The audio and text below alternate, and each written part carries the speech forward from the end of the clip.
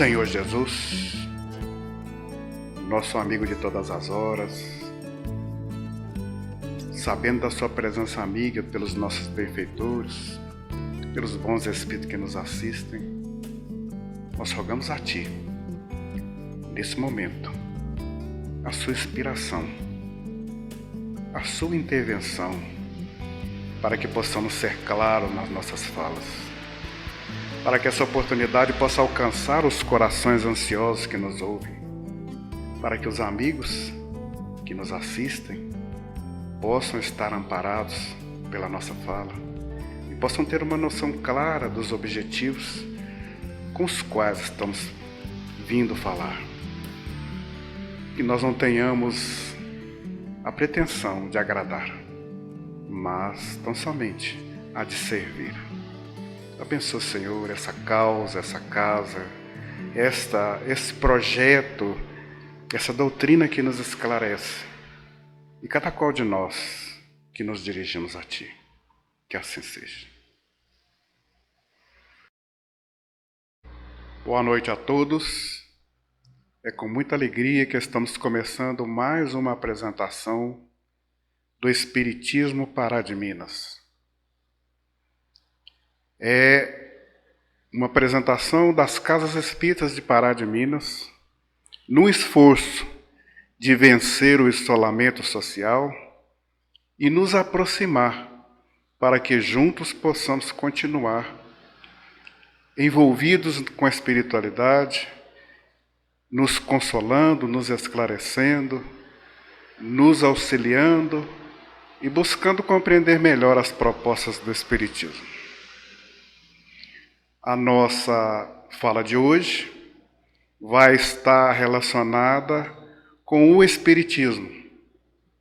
Não é uma fala onde nós vamos entrar nas questões dogmáticas, doutrinárias, mas é uma fala onde vamos buscando rememorar perguntas que já nos foram feitas ao longo do tempo, umas curiosas, outras mais duras, outras mais céticas.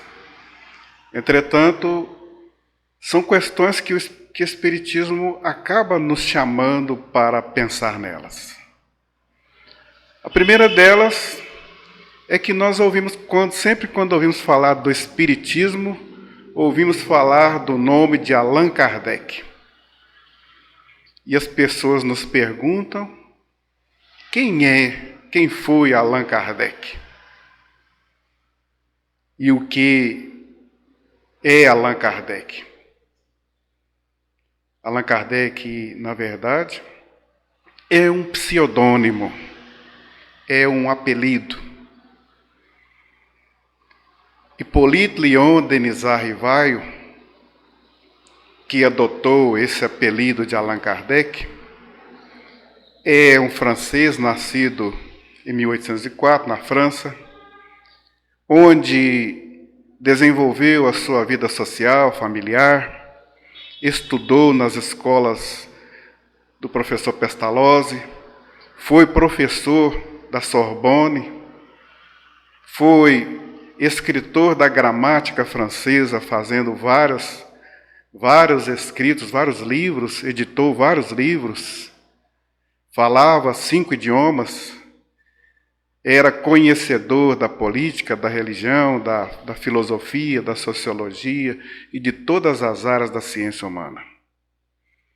Em determinado momento, quando ouviu falar do movimento de mesas, das reuniões de salões, onde manifestavam-se barulhos, toques, e respondiam-se chamadas, perguntas, questões, ele se interessou, depois de fazer uma autoanálise, porque era muito cético, não aceitava nada que a razão não lhe pudesse impor raciocínio lógico, ele, depois de pensar, de verificar e de constatar, viu que atrás dos barulhos existia toda uma manifestação consciente, e inteligente. Daí para cá, ele começou a pesquisar, a fazer consultas, a fazer observações, a buscar esclarecimentos, fazer vários questionamentos e começou a editar o Livro dos Espíritos. É uma história curiosa, porque quando a gente fala dos barulhos da manifestação dos espíritos, parece ter sido coisa que aconteceu nesta época, em 1854, quando Kardec envolveu-se com essas questões. Entretanto, a manifestação dos espíritos é uma ocorrência quase que de acordo com a existência da humanidade. Em todos os tempos, em todas as épocas, os fatos miraculosos, mirabolantes, maravilhosos, sobrenaturais, fazem parte da história da humanidade. Então, sempre desde que o homem está movimentando-se nesse mundo, ele tem envolvimento direto, consequente e natural com aqueles que movimentam no entorno desse mundo, que são, depois de uma avaliação segura, os que nós podemos chamar de espíritos. Então, quando se relaciona a doutrina espírita com a pessoa de Allan Kardec, é muito importante a gente saber que Allan Kardec não foi o criador da doutrina dos espíritos. Ele foi o que nós chamamos de codificador, ou seja, aquele que sistematizou, que buscou, através de fontes seguras, de questionamentos, de avaliações e de raciocínios lógicos, formar uma codificação, um tratado de espiritismo. E é importante também nós sabemos que espiritismo é uma expressão criada nesta época por orientação dos espíritos e com o direcionamento dele, uma vez que já se conhecia de longas datas também o espiritualismo. O espiritualismo é uma doutrina que encampa vários saberes da humanidade. Desde povos mais remotos, a comunicação, o envolvimento e a relação com o mundo extracorpóreo é um fato real. E a esta comunicação, interação e envolvimento com o mundo sobrenatural era conhecida como espiritualismo. Então, quando surge a doutrina dos espíritos, Kardec, para que houvesse uma definição clara e uma distinção objetiva entre o espiritualismo e o espiritismo, cunhou a palavra espiritismo. E espíritos, por consequência. Na verdade, a palavra espírito, ela vem de longa data nos vocabulários, tendo um significado pouco justificável ou pouco expressivo, até quando ele vem a dizer que esses espíritos são os seres humanos que não estão ocupando os corpos físicos. Somos nós, depois que nós deixamos o corpo físico. Porque, também para se chegar a essa conclusão, ele partiu da lógica racional de que a longas datas se discute a existência da alma. E essa alma manifesta-se. Nós sempre ouvimos falar em alma perdida, alma penada, alma sofredora, alma bendita, almas que estão a caminho de encontrar-se. Então, a manifestação das almas sempre também foi uma realidade no meio humano. Quando Kardec começa a estudar os fatos, ele vai perceber que essas almas, porque elas mesmas disseram isso, são seres que viveram neste mundo corporal. São seres que, depois de várias experiências nesse mundo, puderam, com o entendimento dessa interação, manifestar-se de forma clara. Então, quando a partir de 1850 começa-se a edificar os contornos da doutrina espírita, esses espíritos já puderam dizer para Allan Kardec que eles foram seres que estiveram aqui. Tanto que muitos deles se identificaram clara e objetivamente, dando notícia de si mesmo, que não deixaram dúvida de que são esses seres que se identificam como tais. É muito importante a gente saber que a manifestação desses espíritos começam não de uma hora para outra, desde os muito tempo antes de Allan Kardec ter essa preocupação de observar os fatos, houveram muitos outros precursores que vivenciaram a experiência do mundo dos espíritos ou com os espíritos. Os fenômenos espíritas, que nós vamos ver mais adiante, começam a fazer sentido vários tempos antes de Kardec sentar-se sobre os fatos e analisar objetivamente o que eram aquelas manifestações. Mas vale para nós compreender que Allan Kardec não criou a doutrina espírita por si só. Ele foi um representante dessas entidades espíritos que se manifestaram e, manifestando-se, deram sua identidade, deram a sua expressão, deram o seu conhecimento e deram vazão para estruturar as questões que os espíritos formulam. Tanto verdade é que a estrutura da doutrina espírita começa pela parte filosófica, onde Kardec vai fazer uma série de indagações por questões claras e objetivas que ele anotou na primeira obra da codificação, que é o Livro dos Espíritos. Lá ele editou, num primeiro momento, 519 questões, e essas 519 questões estavam relacionadas com a existência de Deus, dos espíritos, do que existe no universo, do universo, da criação e de tudo o que há na humanidade. Depois de uma revisão, ele compreendendo que havia questões que ainda não haviam ficado objetivamente claras, ele redobrou as questões e editou um segundo volume que se tornou definitivo, em 1857, em O Livro dos Espíritos, com 1016 questões. Dessas questões, a primeira que ele faz é a respeito da divindade. Como sempre se perguntou quem é Deus, e a resposta sempre foi muito similar ao que nós conhecemos, e Deus tem um caráter muito humano, ele perguntou o que é Deus.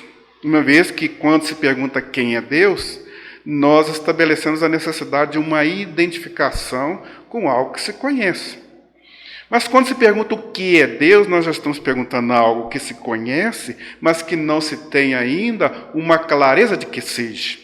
Então, quando ele pergunta o que é Deus, os espíritos vão responder que Deus é a inteligência suprema, é a causa primeira de todas as coisas. E essa resposta já gera ou já estabelece todo um tratado psicológico, fisiológico, religioso, moral, científico. Porque essa pergunta, quando se fala de uma inteligência suprema, vai se falar que não há uma inteligência igual. Causa primeira de todas as coisas, nada existe, ou nada existiu, ou nada existirá, sem que essa causa seja preponderante. Então, o que nós chamamos de Deus, e que nós continuaremos chamando assim por falta de uma relação melhor, será a inteligência suprema, a causa primeira de todas as coisas. E ele pergunta logo em seguida, quais são as provas que nós podemos ter da existência de Deus? E os Espíritos nos propõem observar tudo que há na natureza e verificar tudo que nós podemos relacionar entre o que o homem pode criar por si mesmo e o que o homem não pode criar por si mesmo.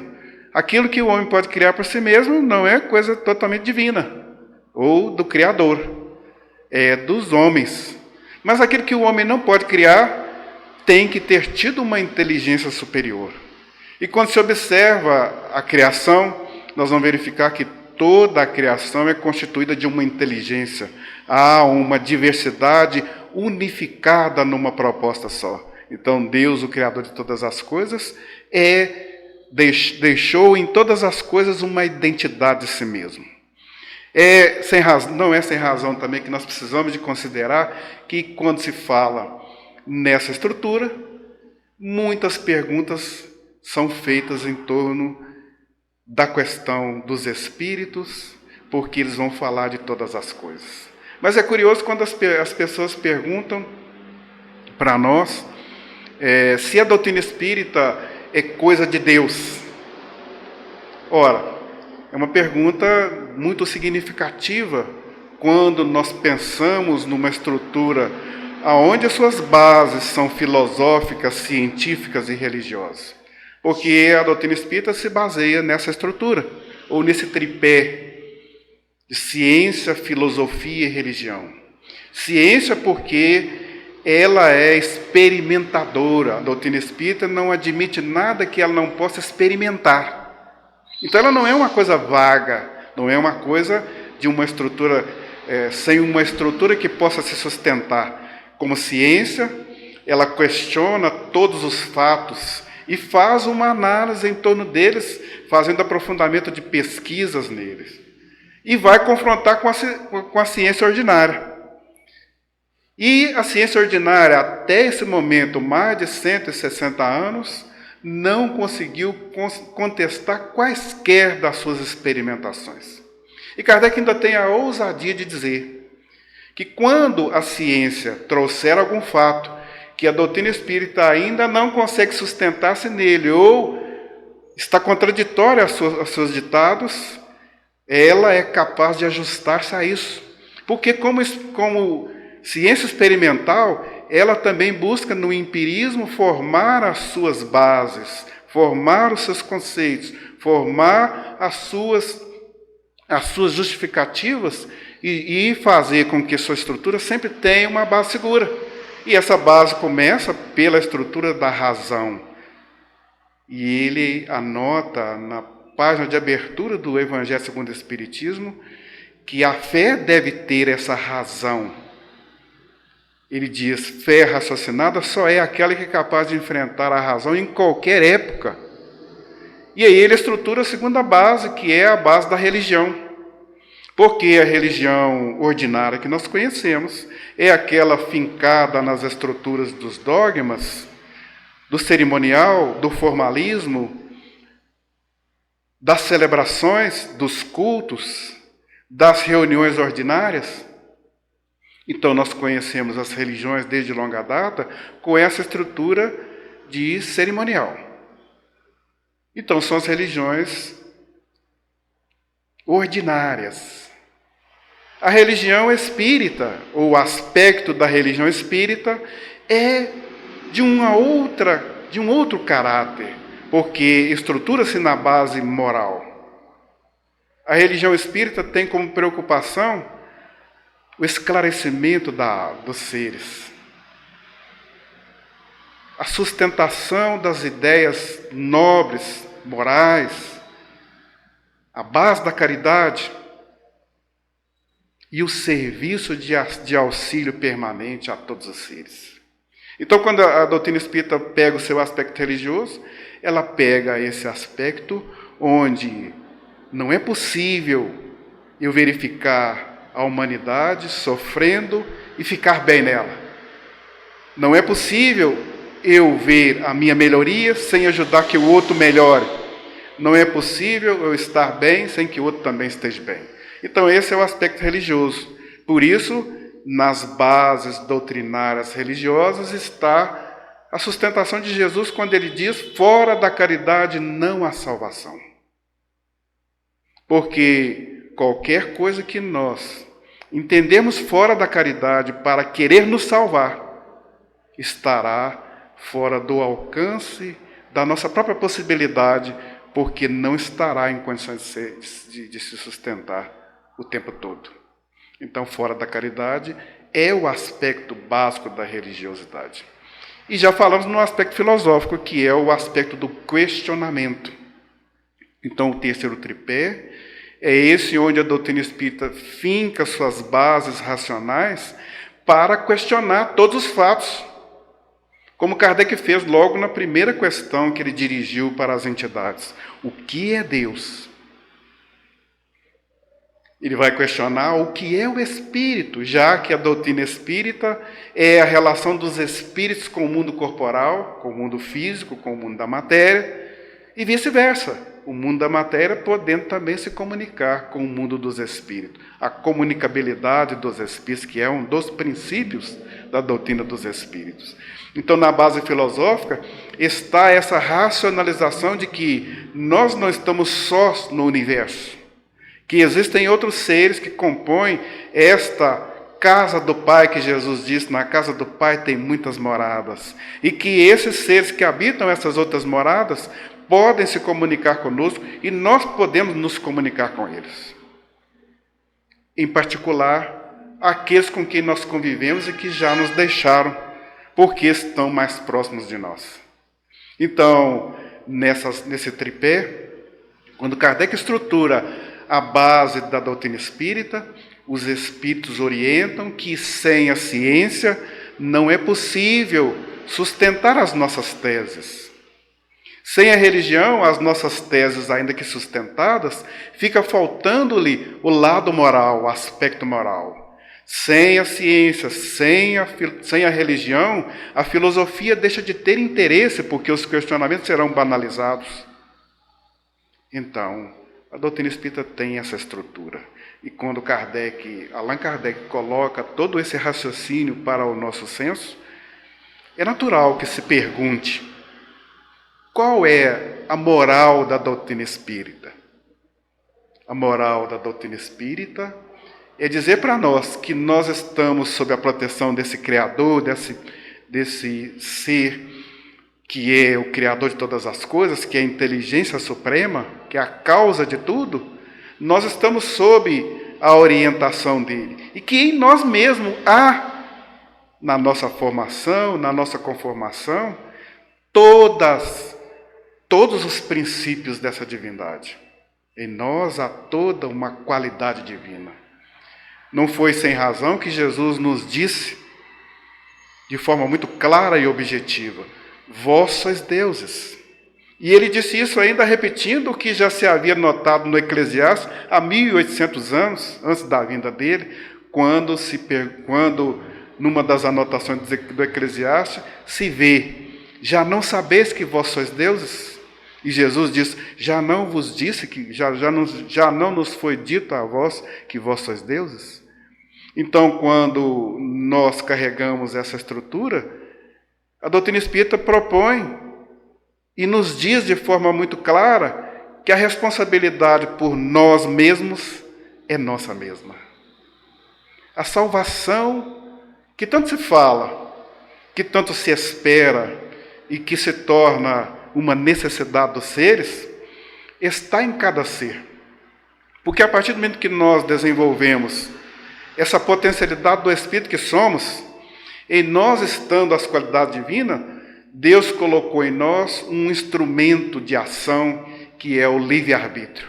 Quando Ele nos colocou à mão o instrumento do livre-arbítrio, Ele nos deu a oportunidade de nós dizermos para nós mesmos que nós somos capazes de chegar a Ele. E religião, religare, está ligado a esse ponto de que nós deveremos religar a Ele.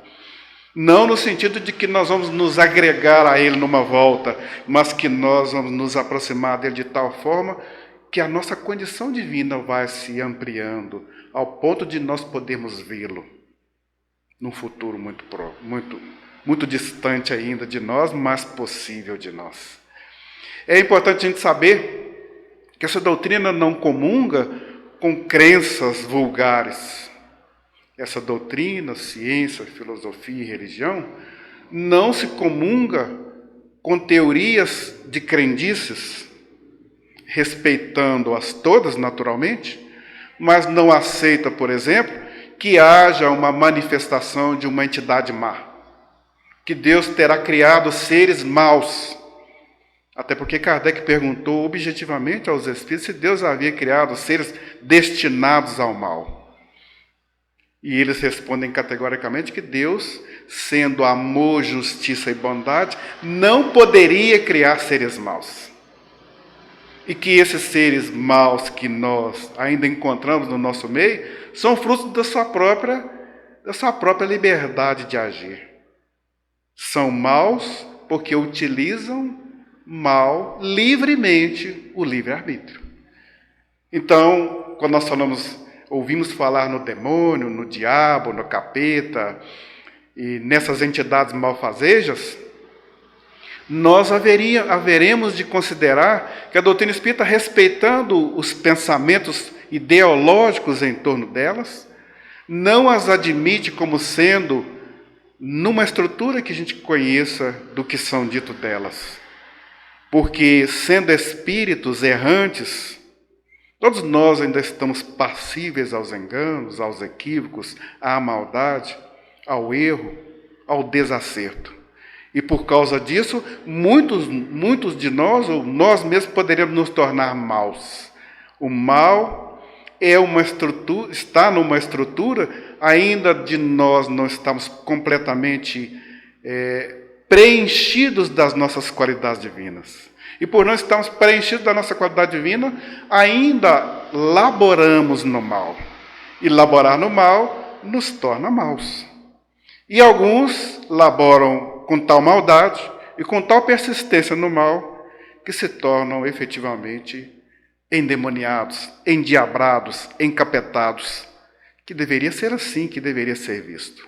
Entretanto, muitas vezes a gente se justifica nos nossos atos e fatos para não assumir a nossa postura de que há alguém interferindo de forma negativa em nós. E Kardec pergunta, esses espíritos, bons ou maus, influenciam na nossa vida? Modificam o nosso pensamento, os nossos atos, nossos sentimentos? E eles vão responder de uma forma também muito clara, que é verdade que eles influenciam sim, uma vez que nós ainda estamos agregados à nossa condição de seres da matéria, a nossa condição de espíritos está muito tolhida. Nós estamos como que aprisionados no mundo da matéria, ou no corpo carnal.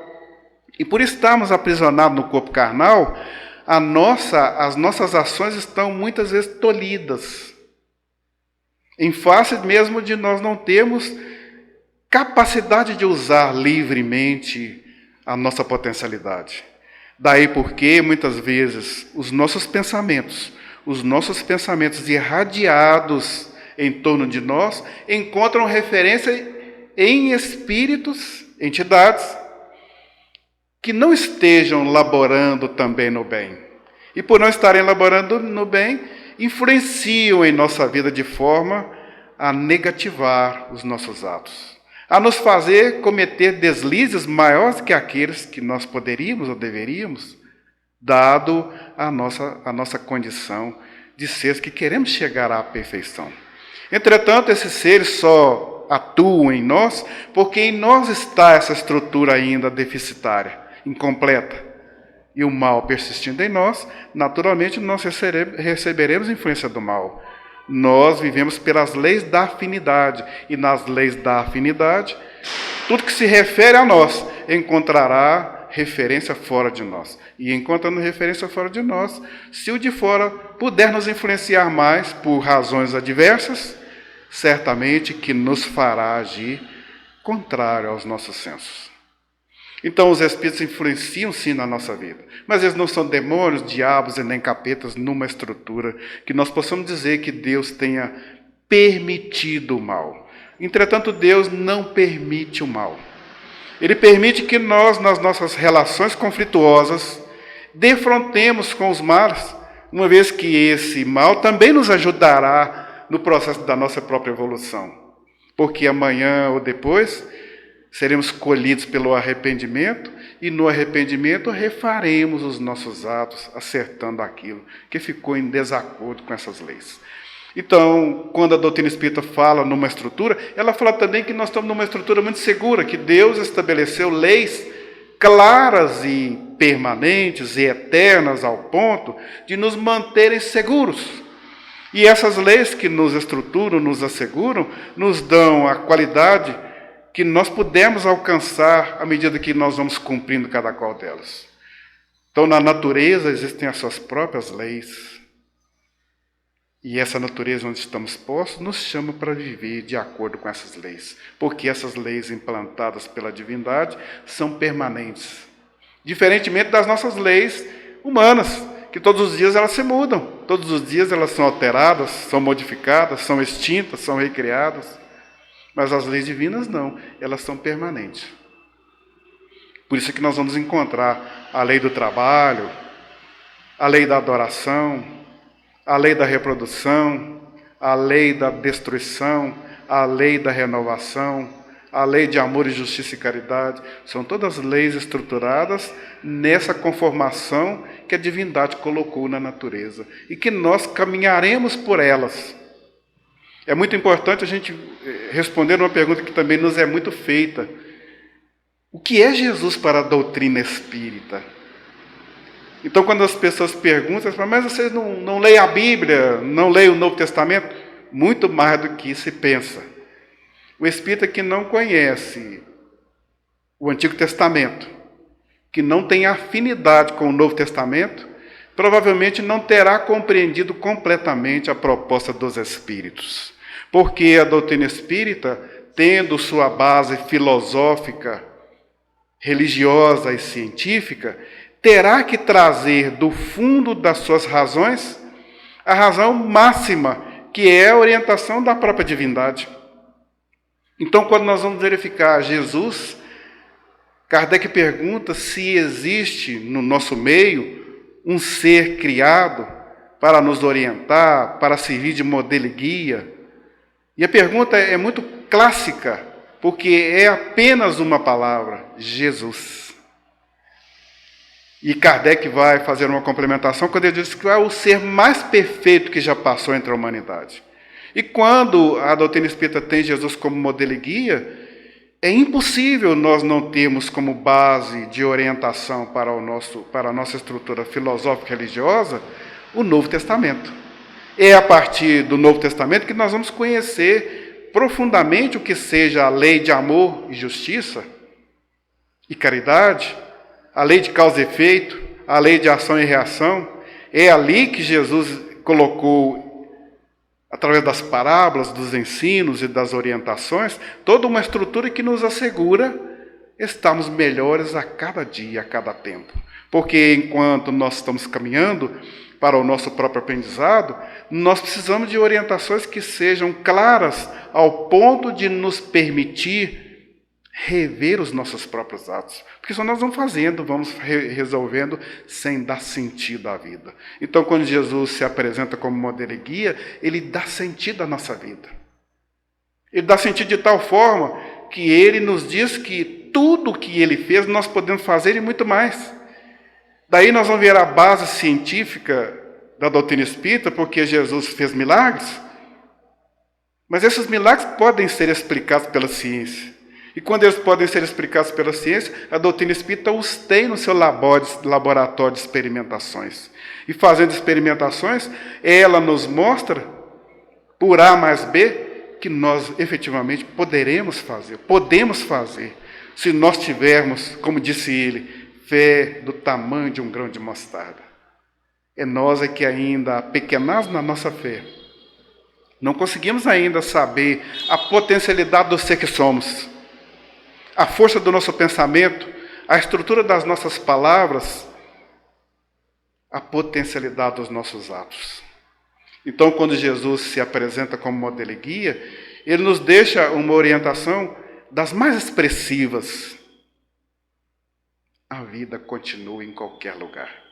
Por isso que também um dos postulados da doutrina espírita é a continuação dos seres, a sobrevivência dos seres. Jesus, quando vai para o madeiro, ele não permanece ali. Nós é que o mantemos lá. Mas ele ressuscita no terceiro dia. E não só ressuscita, como se manifesta materialmente, apresentando-se aos discípulos, convivendo com eles, relacionando-se com eles. Jesus, então, diz que a morte não existe. E diz também profundamente que os espíritos que somos também não morremos, que podemos comunicar, Porque nós vamos vê-lo conversando com Elias e Moisés no Monte Tabor. Vamos vê-lo várias vezes relacionando-se com o mundo dos espíritos. E vamos vê-lo falar da estrutura mais crítica da doutrina espírita, que é a reencarnação. Aí alguém pergunta, mas lá na Bíblia ele não fala de reencarnação. Mas será que nós estamos lendo a Bíblia de forma correta? Já sabemos dela a interpretação clara para saber se não fala ou se fala? Ou nós não estamos querendo ver? Porque isso está muito claro lá. Quando Jesus tem um diálogo com os discípulos, eles perguntam se João Batista é a reencarnação de Elias. Porque eles vão questionar Jesus, uma passagem que tem no Antigo Testamento que diz que Elias deveria voltar para preparar a vinda do Messias. E essa passagem, ainda pouco interpretada na forma clara que ela precisa, não deixa perceber que Elias terá sido o Batista. E Jesus diz isso com todas as letras. Quando os discípulos perguntam, mas Elias não tinha que vir? E ele fala, mas Elias já veio. Vocês aqui não viram e fizeram dele o que vocês quiseram. E eles concluem naturalmente que ele estava se referindo ao Batista. Então, a reencarnação, como um dos pressupostos da doutrina espírita, é um debate muito crítico que se faz em torno dele. E é crítico por sistema, uma vez que, não querendo analisar essa proposta, é melhor negá-la e é melhor pisotear sobre ela. Entretanto, mesmo que se pisoteie sobre o fenômeno da reencarnação, não tem como negar que é um fenômeno, que esse fenômeno ocorre. Jesus foi prova definida, clara e objetiva de que a reencarnação é possível quando ele prova que os seres sobrevivem. E ele prova isso de forma gramatical quando ele diz que Elias já tinha vindo e que fizeram dele o que fizeram. E que os discípulos concluem, sem a contradita dele, de que esse Elias terá vindo na figura de João Batista. Se Elias veio na figura de João Batista, é natural que se conclua, é racional que se conclua que a reencarnação ocorreu com o Batista. E se ela não ocorreu com o Batista, Jesus terá mentido para nós. Que é muito crítico de se pensar, uma vez que tudo que ele falou é verdadeiro e inquestionável. E até agora não encontrou qualquer mácula. Mas nós vamos ver que há outras passagens, há outras orientações no próprio Novo Testamento. Nós vamos ver que até na formação do povo hebreu, nós vamos ver que existiam teorias em torno da reencarnação e com resposta positiva para que ela seja um fato. Porque tinha-se uma discussão em torno da ressurreição. E alguns acreditavam que a ressurreição era um fato, que se podia renascer no mesmo corpo. Outros já criam que essa ressurreição não se podia dar no mesmo corpo, mas não se sabia expressar a fala reencarnação. Mas Jesus deu um ensino muito prático quando ele foi procurado por um doutor da lei. E num diálogo com esse doutor da lei, o doutor da lei pergunta-lhe: Senhor, o que faço para entrar na vida eterna? E Jesus, na sua filosofia prática, é necessário que para se vá ao reino dos céus, renascer de novo. E o doutor da lei, embora tivesse o senso da ressurreição, e por causa dessa confusão de renascer no mesmo corpo, ele requestiona Jesus.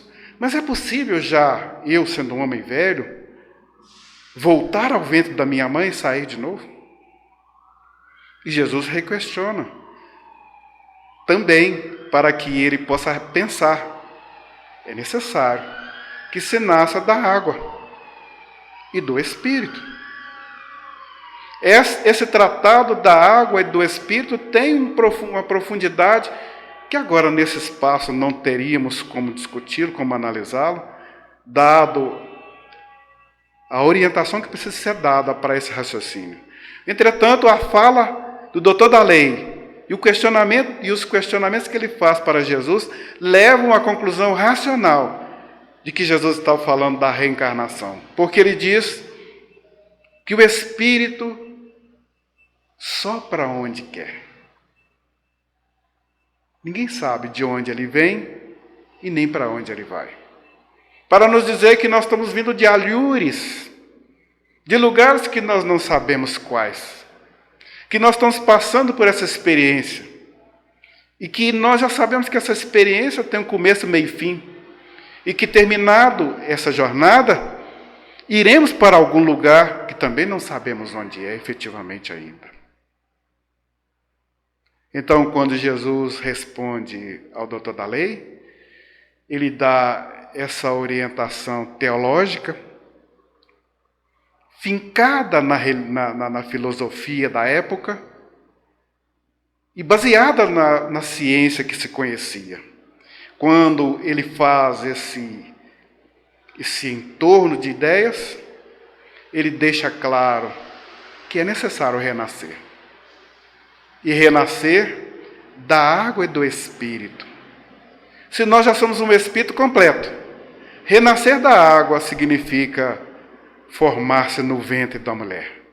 Porque é no ventre que nós vamos ver que o ser começa a ser formado desde as primeiras células. Desde a junção do óvulo com o espermatozoide, da formação do gameta e na formação da multiplicação celular, o ser navega no ventre da mãe, na bolsa do líquido uteral, onde ele vai formar todos os seus órgãos. Porque ali, dizem os espíritos, quando Kardec pergunta quando é que o espírito ocupa o corpo, ali eles vão responder que logo na formação, no momento da concepção, ele se liga por um laço que ele não mais pode se desprender. E à medida que o ser vai se desenvolvendo célula a célula, o espírito vai se entranhando ali, célula a célula. E quando o ser dá o seu primeiro vagido, dá o seu primeiro grito, seu primeiro choro, seu primeiro suspiro, o espírito ali está agregado inteiramente ao corpo. É importante a gente ter essa noção para que a gente compreenda que quando Jesus disse que é necessário nascer da água e do espírito, que a junção se dá ao mesmo tempo e que os seres se formam completamente para virem habitar esse mundo terreno. Então, quando nós estamos caminhando nesse mundo, nós somos um ser carnal e um ser espiritual. E para a nossa jornada, nós vamos carregando conosco essa dupla que pode estar ligada ao mundo terreno e ao mundo espiritual. Por isso, a comunicabilidade entre os espíritos é franqueada, porque uma vez que nós carregando o que somos duplamente, nós podemos estar aqui e ao mesmo tempo estar no mundo espiritual. Uma vez que a dimensão espacial que se conhece é ainda muito circunscrita, mas os espíritos vão dizer que que os mundos estão povoados de seres ocupando o corpo carnal, como estamos, mas mais ainda de seres que não ocupam o corpo carnal, os espíritos que nos rodeiam. E Jesus confirma isso quando ele diz que nós estamos rodeados de uma multidão de testemunhas. Jesus, não Paulo, o apóstolo Paulo, vai nos dizer que nós estamos rodeados de uma multidão de testemunhas. Que são esses seres que influenciam nas nossas vidas? A doutrina dos Espíritos não é uma doutrina que tenha singularidades quando nós queremos. É preciso que, para que se tenha dela uma impressão clara, que se lhe estudemos os postulados, os fundamentos, a estrutura e o ensino dos Espíritos. Allan Kardec não é o dono da doutrina espírita, ele é o codificador, por quem nós devemos toda essa estrutura. Mas a estrutura é dos Espíritos. Então, quando se fala espírita kardecista, não parece uma expressão muito correta. Kardecismo também não é uma expressão muito correta. Nós podemos até tê-lo como conjugação da doutrina dos Espíritos. Doutrina dos Espíritos codificada por Allan Kardec. Doutrina espírita anotada por Kardec. Doutrina espírita ditada pelos Espíritos para Kardec. Mas não que Kardec tenha sido o autor desta estrutura. Não foi ele quem criou a doutrina dos Espíritos. Para que nós não tenhamos dúvida de que a doutrina espírita tem um fundamento, quem lhe dá as diretrizes é o próprio Jesus, quando, no capítulo 14, 15, 16 do Evangelho de João, anuncia a vinda do Consolador prometido, o Paráclito, o Espírito de verdade. E o Espírito de verdade manifesta-se junto com Kardec, quando ele diz que nós precisamos considerar o nosso processo evolutivo a partir de dois pressupostos: o amor e a instrução. Se nós amarmos muito e não nos instruirmos, o nosso amor ficará quedado. Se nós nos instruirmos muito, nós ficaremos ignorantes, porque nós seremos tomados da vaidade, do orgulho, e a vaidade e o orgulho não nos deixarão ver as verdades eternas. Só o amor, só a instrução são capazes de nos mostrar o que seja de fato a doutrina dos Espíritos. Espíritas, amai-vos. Espíritas, instruí-vos. Então nós conclamamos aos companheiros da doutrina espírita: amar e estudar. Eis o nosso propósito. Enquanto nós não estudarmos a doutrina espírita pela codificação dos Espíritos, estaremos falando de uma doutrina que não nos liberta, não nos esclarece, nem nos consola. Mas é muito linda a si mesmo. E por mais linda que ela seja, ela precisa de ser esmiuçada, porque nela tem que prevalecer a razão. Porque sem a razão, ela deixa de ter os seus fundamentos. Convido a todos a conhecerem a doutrina espírita. Não pelo que eu estou falando, mas pelo que contém na sua estrutura. O Livro dos Espíritos, o Livro dos Médiuns, o Evangelho segundo o Espiritismo, o Livro da Gênesis, o livro Céu e Inferno, o livro que é o Espiritismo, que é um livro pequenininho, a Revista Espírita, editada por Allan Kardec de 1858 a 1868, até o óbito dele, que no dia que ele faleceu estava embalando a última edição.